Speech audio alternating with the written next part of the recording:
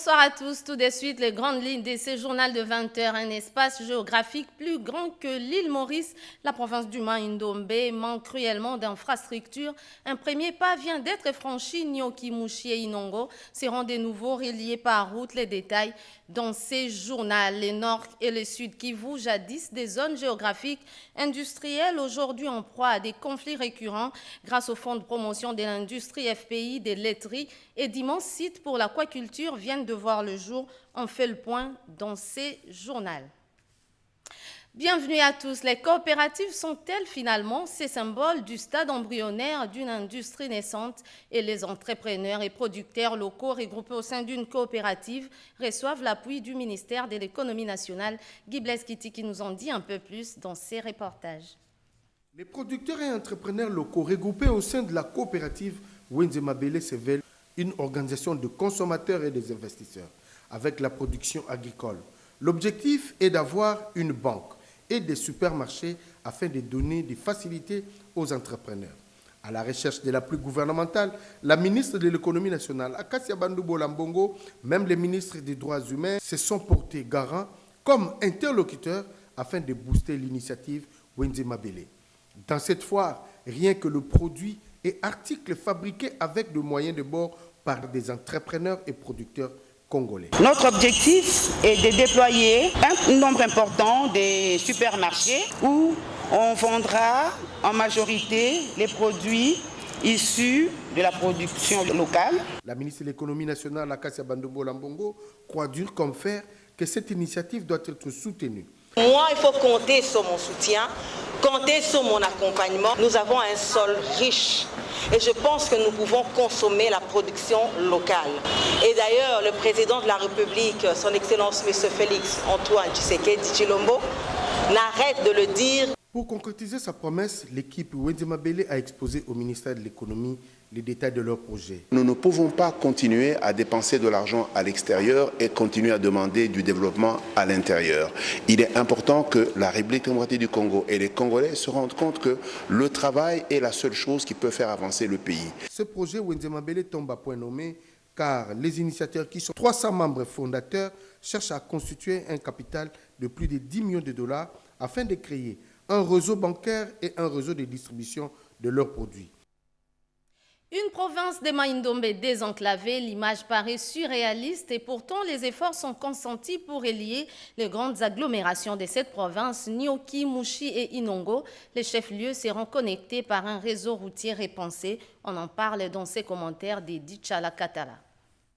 La province du Maïndombe bénéficie comme d'autres provinces du programme de 100 jours initié par le chef de l'État, Félix Antoine Tshisekedi, exécuté dans le volet route par l'Office de route. Le projet PIRED va réhabiliter plusieurs routes de dessertes agricoles, notamment la route Mouchi et Diba, 65 km, Massia-Machabio, long de 50 km et également la construction de 21 ponts en bois et en béton armé. Dans le même projet, la province de Maïndombe bénéficie également de la construction de 4 bâtiments administratifs dans 3 territoires, Oshoué, Inongo et Kiri. La pose de la première pierre pour le lancement des travaux a eu lieu dernièrement à Inongo en présence du gouverneur et plusieurs autres autorités politico-administratives, ainsi que l'ingénieur Laurent Moussungu, expert encadrant volet infrastructure et équipement du PIRED Maïndombe. Nous leur avons demandé, nous leur avons obligé de commencer la construction d'un bâtiment ici, dans le chef-lieu de province, afin de permettre chaque fois la coordination concertée des actions entre les projets et le gouvernement provincial, notamment le gouverneur qui est alors le seul président qui copile avec le comité de pilotage de ce grand projet. Évacuer les produits agricoles vers le grand centre de consommation, la problématique reste entière. En République démocratique du Congo, les projets gouvernementaux de cantonnage manuel apportent une solution dans les territoires des Popokabaka, province du Kwango par exemple. La sénatrice Nathalie Boulansung a lancé les travaux de cantonnage manuel dans le Kwango profond, nous dit Alain Bikaï. Après son lancement par le Premier ministre Sylvestre Ilunga Ilunkamba à Kenge, chef-lieu de la province du Kwango, le projet gouvernemental d'entretien des routes des dessertes agricoles par cantonnage manuel se concrétise déjà à Popokabaka par l'entremise de la sénatrice Nathalie Boulassung et la fondation qui porte son nom. Le mardi 25 août dernier, Nathalie Boulassounk accompagnait Monseigneur, évêque du diocèse de Popo-Kabaka, Bernard-Marie Fassanka, a procédé au lancement des travaux d'entretien des routes de ces coins du pays qui sont quasi inexistantes. Devant les notables, l'élu des élus du Kwango a conscientisé les habitants de Popo-Kabaka sur l'importance de ces projets créateurs d'emplois des jeunes et du rôle qu'ils doivent jouer pour la réussite de ces projets. Pour Nathalie Boulassounk, une fois réalisé, le projet interconnectera tous les territoires de la province du Kwango et cela permettra aux Kwangolais d'évacuer leurs produits agricoles vers les centres de consommation. C'était aussi l'occasion pour elle de remercier les chefs de l'État Félix Antoine Tshisekedi Tshilombo et le Premier ministre pour avoir pensé aux habitants du Kwango en confiant la réalisation de ces projets à la Fondation Nathalie Boulassounk Fonabou. Dans un avenir proche, Fonabou procédera à la mise en œuvre du projet de microfinance en faveur des filles et des femmes du Kwango pour booster leurs économies. Nathalie Boulassounk et l'équipe qui l'accompagne ont pris part à la messe d'ordination épiscopale de l'évêque de Popo-Kabaka où les cadres et militants du parti cher à Patrick Bologna étaient venus nombreux. Toujours dans les domaines des infrastructures routières, la province du Sud Kivu, par son gouverneur, sollicite l'appui du gouvernement central et au ministère de la Santé publique. Les nouvelles stratégies de lutte contre la maladie à virus Ebola dans la province de l'Équateur étaient au cœur dans les échanges entre les ministres de la Santé publique, les docteurs Eteni Longondo et les élus de cette province. Et les questions coutumières étaient au menu des discussions entre les ministres des Affaires coutumières et les députés nationaux Guy Mafuta. D'autres activités dans d'autres ministères, c'est dans ces condensés. Cette conférence par visioconférence, qui est une deuxième à laquelle participe le ministre d'État, ministre de la décentralisation et réforme institutionnelle, Maître Azaria Soubérois, était axée sur les thèmes la décentralisation à l'épreuve de la pandémie du coronavirus. Le ministre d'État, Maître Azaria Soubérois, a inscrit d'entrée de jeu le cadre légal de la mise en œuvre de la décentralisation, tout en rappelant que la santé est recensée parmi les 4 secteurs dont les compétences sont totalement transférées aux provinces et entités territoriales décentralisées. Le ministre d'État, ministre de la décentralisation, a insisté sur l'importance du transfert des ressources aux provinces et entités territoriales décentralisées. D'après Azaria Soubérois, en République démocratique du Congo, les transferts de pouvoir, mieux les compétences vers les provinces, souffrent encore de certaines résistances, mais la riposte de la Covid-19 a obéi aux prescriptions de la Constitution quant à la décentralisation, car les provinces ont été responsabilisées pour la prise en charge de la riposte à leur niveau. Le secteur des transports occupe une place prépondérante dans les programmes du gouvernement, ce en accord avec la vision du chef de l'État Félix Antoine Tshisekedi, qui vise la modernisation des infrastructures routières à Kinshasa et en province. C'est dans ce cadre que le gouverneur du Sud Kivu, Théo Ngwabidje, a échangé avec le ministre des Transports et de Communication, Didier Manzenga, l'objectif étant de favoriser la circulation des personnes et de leurs biens, les échanges commerciaux avec les pays du corridor central. À ce propos, Didier Manzenga a déjà plaidé auprès du gouvernement et du chef de l'État pour obtenir un financement de 5 millions de dollars. Ceci afin de moderniser le port de la SNCC de Kalundu à Uvira sur les lacs Tanganyika ainsi que celui de Bukavu. Dans le même ordre d'idées, le gouverneur de l'Ituri, Jean Bamanissa Saïdi, a plaidé pour la modernisation de l'aéroport de Bunia. Le ministre de la Santé, le docteur Eteni Longondo, a eu une séance de travail avec les députés nationaux de la province de l'Équateur. Plusieurs sujets étaient abordés au cours de cette séance de travail, notamment l'impayement des prestataires commis à la lutte contre Ebola, la situation de précarité des zones de santé dans cette partie du pays ainsi que divers sujets d'ordre sanitaire. L'honorable Roger Mwamba, vice-président du caucus des élus nationaux de l'Équateur, considère que les explications détaillées fournies par le ministre de la Santé rencontrent leurs préoccupations. Dans le même registre, le vice-ministre de la Santé Albert Mpeti Biyombo a échangé avec une délégation du Bureau central de coordination BESECO afin d'avoir plus d'éclairage sur les travaux de réfection d'un bâtiment de l'hôpital général de référence de Kinshasa ex-Mamayemo pour la prise en charge de malades à Covid-19. Ce financement à hauteur de 71 000 $ américains servira à la réfection du dit bâtiment ainsi qu'à l'achat de matériels médicaux. De retour de ses vacances parlementaires dans sa circonscription électorale de Chikapa, dans la province du Kasaï, le député national élu de Chikapa, Guy Mafuta Kabongo, a reçu plusieurs doléances des autorités traditionnelles, notamment le conflit coutumier, la succession au trône et le non-paiement des chefs traditionnels. Soucieux de donner la solution aux problèmes de ses électeurs, l'élu de Tshikapa est allé voir le ministre des Affaires coutumières, Maître Erol Michel Mvunzimeya, pour discuter des problèmes lui soumis par sa base électorale. Avec une oreille attentive, le ministre délégué aux Affaires coutumières a promis de s'impliquer personnellement pour trouver la solution à ce problème et qu'il la pérenne sur l'ensemble de cette circonscription électorale. Autre chose, la canalisation des recettes publiques, concept étroitement lié au guichet unique. Un atelier a été lancé à ces sujets. Les précisions dans ces reportages. Faire du secteur du commerce extérieur l'une des locomotives de la croissance économique du pays, telle est la vision du président de la République, Félix Antoine Tshisekedi Tshilombo.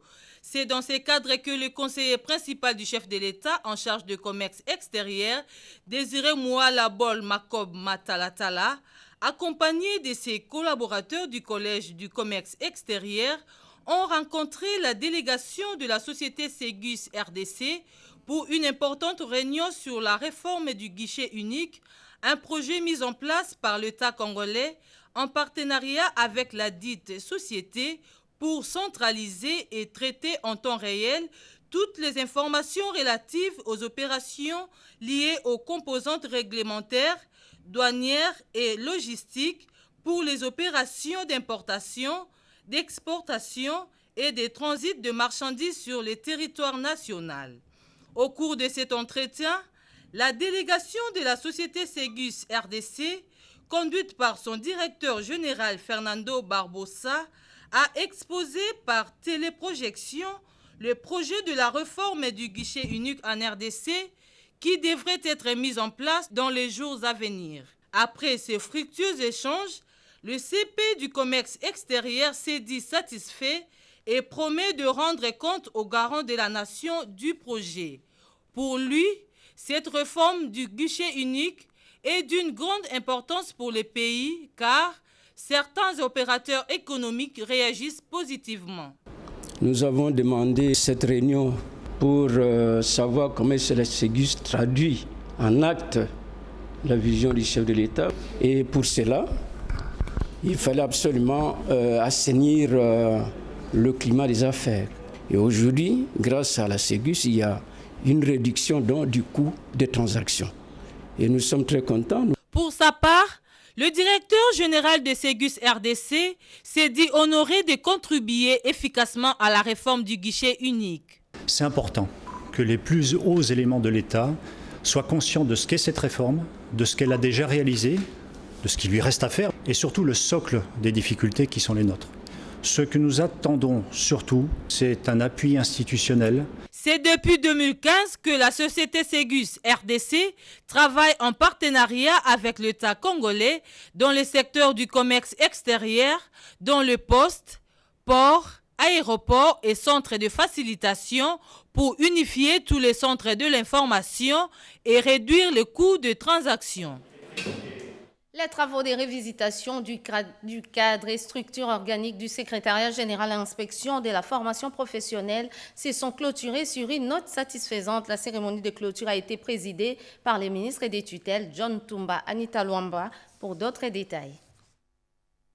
Après avoir abattu un travail de titan au cours d'un atelier de 15 jours à Maïcha Park, la commission mixte des experts du ministère de la formation professionnelle et celle de la fonction publique ont révisité les cadres et structures organiques du secrétariat général et de l'inspection générale du ministère de la formation professionnelle arts et métiers. Ces réformes importantes et actualisées vont permettre d'assurer le bon fonctionnement des unités organisationnelles dans l'atteinte des missions spécifiques assignées dans différents services de l'État. Je présente mes encouragements à mon collègue de la formation professionnelle arts et métiers qui n'a ménagé aucun effort pour permettre à nos experts de réaliser les travaux afférents à la tâche qui leur a été assignée. Le secrétaire général du ministère de la formation professionnelle a remercié les autorités pour leur implication et la détermination du gouvernement congolais dans le développement du capital humain. Déterminé et engagé à redonner au pays une personne humaine qualifiée, le ministre de la formation professionnelle John Tumba a souligné l'importance de ces travaux qui tombent à point nommé. Ces deux projets de cadre organique prennent, chacun en ce qui les concerne, suffisamment en compte toutes les innovations intervenues dans les secteurs du ministère de la formation professionnelle, arts et métiers, en organisant entre autres la mise en œuvre des recommandations du premier Forum national de la formation professionnelle FONAFOP en sigle. Outre l'accompagnement du ministère de la fonction publique, la ministre d'État en charge du travail, emploi et prévoyance sociale a suivi de près la clôture des travaux qui vont permettre de mieux organiser les services publics de l'État à travers des réformes efficaces. Les droits des personnes vivant avec handicap dans une société expliqués dans le moindre détail par la ministre déléguée aux Affaires sociales chargée des personnes vivant avec handicap et autres personnes vulnérables, Irene Sambo Diata. C'était au cours d'une conférence débat organisée par l'Association des femmes avocates. Et dans un autre registre, le Golf Club de Lubumbashi sera doté d'une personnalité juridique, sujet examiné par les vice-ministres de la Justice, Betty Amanikunda et Gustave Chibumbu pour les reportages. Par cette visite au vice-ministre de la Justice, le Golf Club de Lubumbashi entend régulariser son existence juridique. Son secrétaire général, qui a conduit une délégation, estime que dans un état de droit, chaque personne, chaque association, parti politique ou fondation doit être en ordre avec l'État. Le vice-ministre de la Justice, Maître Bernard Takeshi-Ngumbi, en sa qualité de ministre de tutelle, a prodigué des sages conseils à ses hôtes en vue d'être en règle avec l'État. Ayant appris la mort inopinée le dimanche 30 août dernier de son conseiller Mwimba Texas, chargé des questions des personnes atteintes d'albinisme, la ministre déléguée des Affaires sociales en charge des personnes vivant avec handicap et autres personnes vulnérables, Maître Irene Isambo Diata, a présidé une réunion pour la mise en place d'un comité d'organisation des obsèques de cette icône et activiste de droits des albinos. On prépare à cette rencontre le membre de la Fondation Mwimba Texas, de la Fédération des albinos du Congo et les orphelins Mwimba. La ministre a présenté ses sincères condoléances à la famille biologique de l'illustre disparu, à la communauté de personnes vivant avec handicap et autres groupes vulnérables. Une perte énorme pour le cabinet et la nation congolaise, a souligné Maître Irene Sambo. Il avait combattu la marginalisation et il était devenu un modèle pour les autres et aussi il donnait de son influence pour que tout le monde comprenne que le droit à la différence fait partie de vivre ensemble dans une société. Mwimba Texas, un modèle pour les autres, l'une des grandes valeurs de la République démocratique du Congo qui a su porter la voix des personnes vivant avec l'albinisme à tous les niveaux jusqu'à l'ONU. Donc, l'État congolais doit l'honorer comparativement à ce qu'il a été et pour ses loyaux services. La firme italienne Sport Diffusion s'est dite prête à accompagner le gouvernement dans les domaines du textile, l'agroalimentaire et l'aquaculture. Dans le Nord Kivu, un accord a été signé au ministère de l'Industrie. Encore une fois, Betty Amanikunda. Cette signature du protocole d'accord entre le ministre de l'Industrie, Julien Paluku Kaongia, et la firme italienne Sport Diffusion, représentée par son directeur général, Alberto Olivetto, a porté sur l'industrie textile et l'agroalimentaire, spécialement en aquaculture. Ce protocole d'accord vise à booster l'économie congolaise, mais aussi à valoriser les ressources naturelles dont regorge la RDC au cœur de l'Afrique.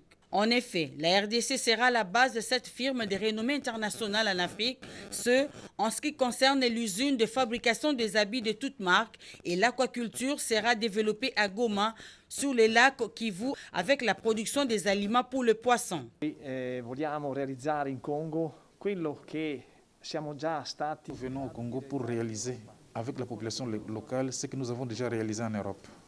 Nous sommes conscients que le Congo, c'est un pays qui a de grandes ressources humaines. Et nous savons que jusque-là, vous n'avez pas encore amorcé l'industrialisation sur ce secteur-là. Et nous venons justement pour donner cette impulsion industrielle. Il est très important pour nous que notre entreprise ait une base ici au Congo et cette base servira de référence pour tout le reste de l'Afrique. À noter que cette entreprise a été séduite par les explications du ministre Julien Paluku Kahongya lors de son dernier passage en Italie où il a convaincu plusieurs partenaires à venir investir en RDC. Écho des forces armées de la République démocratique du Congo, le chef d'état-major général adjoint en charge de l'administration et logistique des FARDC, le lieutenant-général Constant Ndima Kongba, a visité le corps logistique et la première zone de défense dans la commune de Lagombe. C'est un reportage de la presse militaire. Le logistique des forces armées de la République démocratique du Congo a accueilli mardi 1er septembre 2020 les chefs d'état-major général adjoint chargé de l'administration et de la logistique. Le lieutenant-général Ndima Kongba Constant poursuit ainsi sa série de visites, de prises de contact à travers les différentes structures relevant de son domaine de compétences. Accueilli à son arrivée par le général-major Assoumani Issa Koumba Marcelin, commandant du corps logistique, le général Ndima a d'abord suivi l'exposé sur la situation logistique des FARDC avant la visite guidée à travers les installations du corps logistique. À cette occasion, le commandant du corps logistique s'est dit réconforté par cette visite. Interrogé par Éco militaire sur les mobiles de sa visite, le lieutenant-général Ndima s'est exprimé en ces termes. Par rapport à la visite, je suis très content. Très content. Je ne pouvais pas rester seulement dans mon bureau climatisé là-bas et quand je reçois des documents du commandant corps logistique et que je n'ai même pas une idée sur ces installations, ces problèmes et son état-major, j'étais très émerveillé de venir voir le commandant corps logistique et ces installations, à voir aussi leurs problèmes. Il vient de nous exprimer tous ces problèmes et ça nous permet aussi, à la fin de notre tournée, de faire aussi le rapport au chef d'état-major général pour qu'ensemble qu'on cherche des voies et moyens pour satisfaire les demandes des commandants. C'est les bras séculiers du gouvernement dans l'industrialisation du pays. Le Fonds de promotion de l'industrie FPI a financé plusieurs projets communautaires dans le Nord et Sud Kivu. Le directeur général adjoint du FPI, Boniface Kassembe, s'est rendu compte des progrès réalisés sans commentaire de Guy Blaise Kitiki.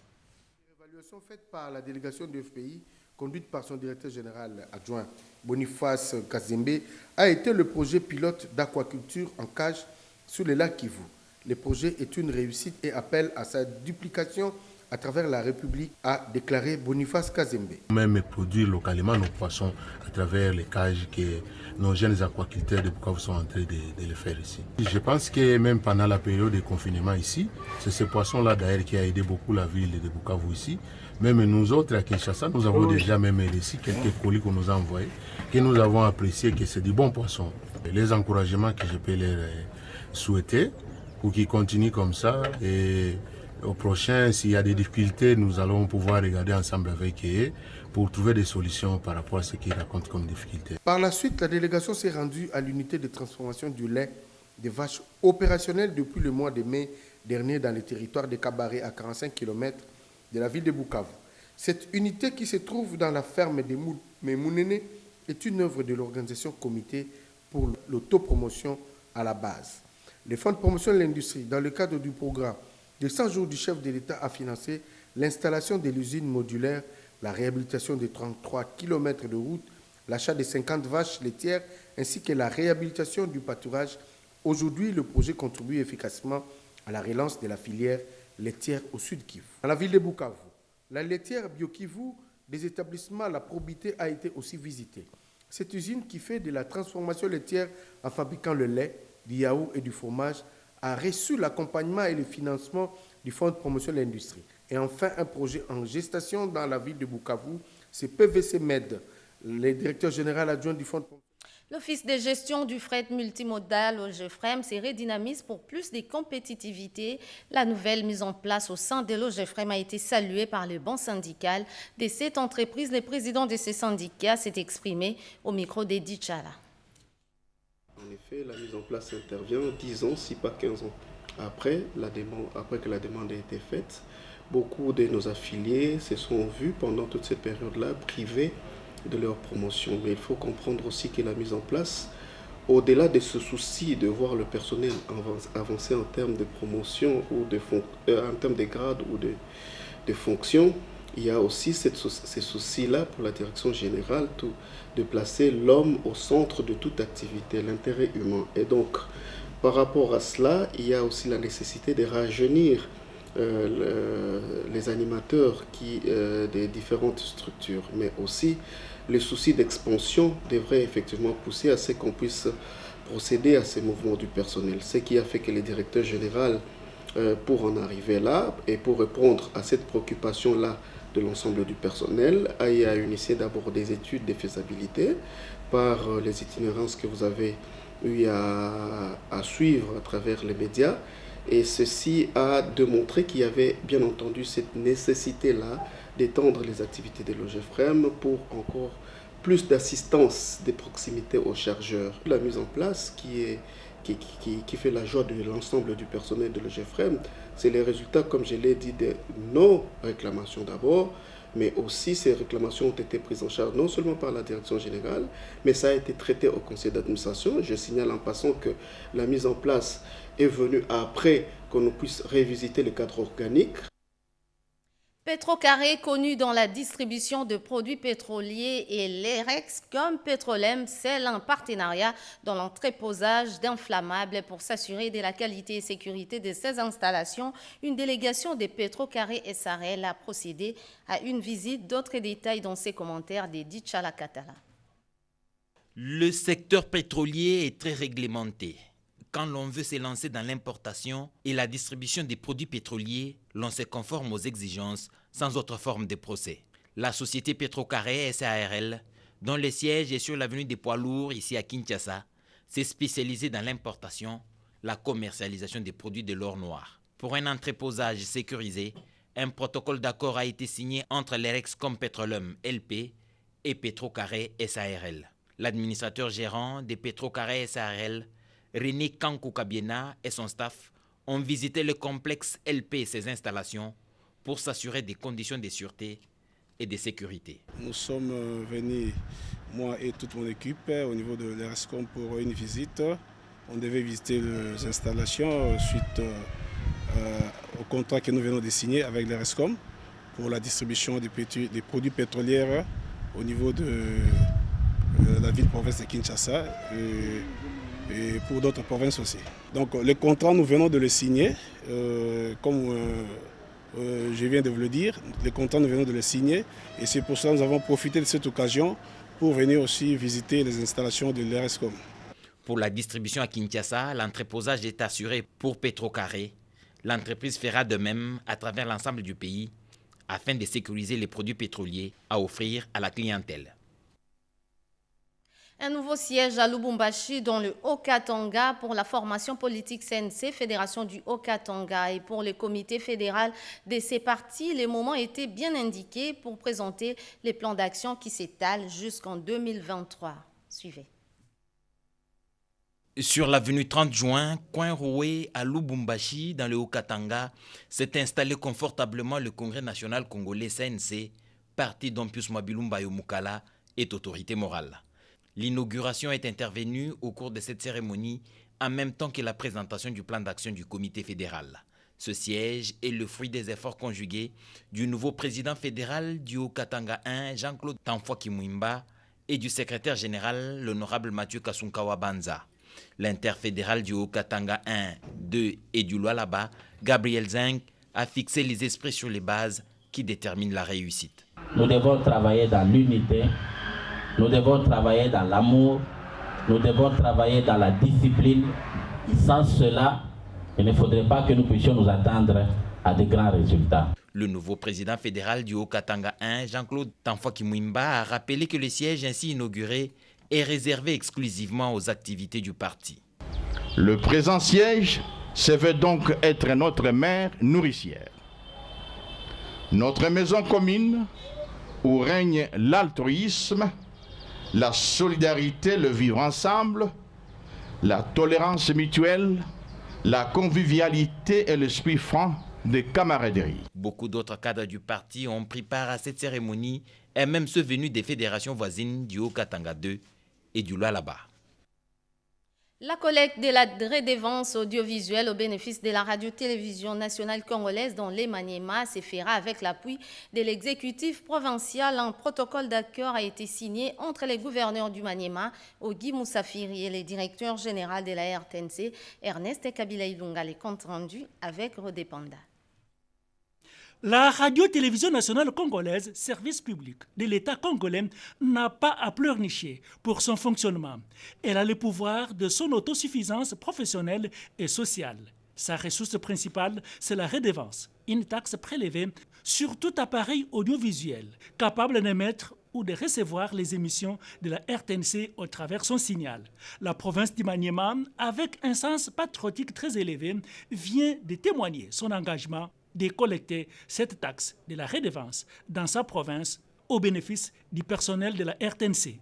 Le gouverneur de la province du Maniema, Ogi Moussafiri Kola, et le directeur général de la RTNC, Ernest Kabila Ilunga, ont apposé ce mercredi 2 septembre 2020 leur signature au bas de ce protocole d'accord pour confirmation.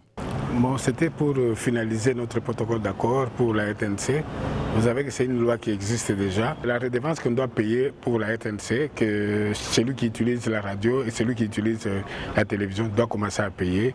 Mais on n'a pas encore appliqué ça. Alors je tenais à ce que nous puissions signer pour nous permettre d'appliquer la loi pour aider notre chaîne nationale. Moi, je tiens d'abord à dire à mes frères gouverneurs d'autres provinces d'emboîter aussi les pas parce que apparemment, je suis la première province et la deuxième province en dehors de la ville de Kinshasa et que nous puissions soutenir. Quand je regarde ce que je paye en Afrique du Sud et en Belgique, je paye plus qu'ici. Alors si nous devons aider notre pays, c'est en soutenant la RTNC, en payant cette taxe. Nous devons porter main forte à la RTNC pour nous permettre aussi d'aller de l'avant comme d'autres pays aussi.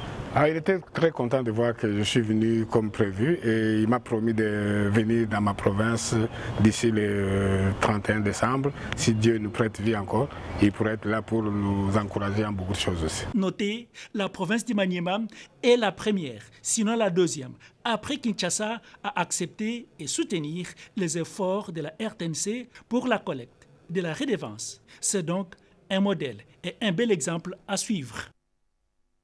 Une note circulaire interministérielle à l'attention des chefs d'établissement des écoles d'application des instituts supérieurs et universités de la République démocratique du Congo concerne la gratuité dans les écoles d'application et d'AP de l'enseignement supérieur et universitaire. Les écoles d'application des instituts supérieurs et universitaires de la République démocratique du Congo sont à part entière des entités des instituts et universités où elles évoluent. Leurs membres et du personnel sont gérés par les ministères de l'enseignement supérieur et universitaire et régis par les textes légaux et réglementaires de la même tutelle.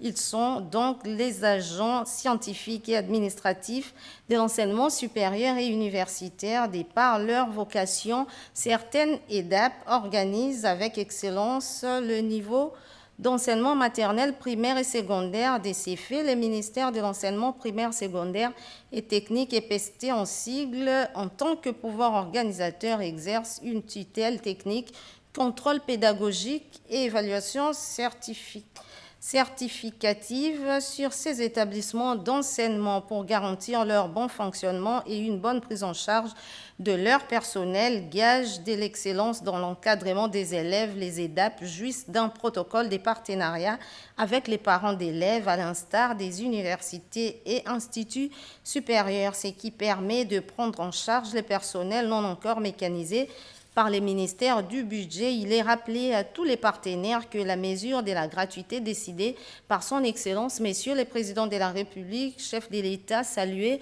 par tous, concerne uniquement les niveaux de l'enseignement primaire. Les parents d'élèves des niveaux non concernés par la gratuité sont invités au respect de leur engagement pris au début de l'année scolaire faite à Kinshasa le 2 septembre 2020. Ces communiqués portent la signature de Willy Bakonga Willima, ministre d'État, ministre de l'EPST, et Thomas Louakalo Senjola, ministre de l'Enseignement supérieur et universitaire. Et un autre communiqué, la représentante personnelle du chef de l'État à la francophonie porte à la connaissance du public que l'Organisation internationale de la francophonie a lancé un appel à la candidature pour les postes des spécialistes de programme en charge des politiques multilatérales et de la diplomatie économique et numérique. La date limite des candidatures est fixée au 13 septembre 2020.